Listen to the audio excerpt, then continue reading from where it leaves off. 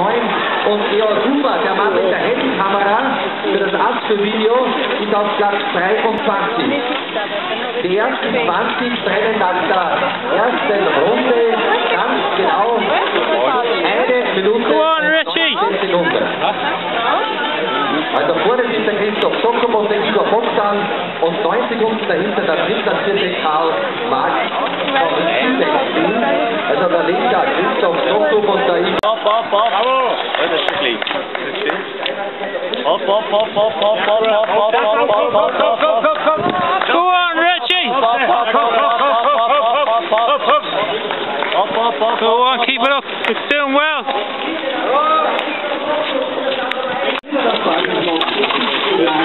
Bravo!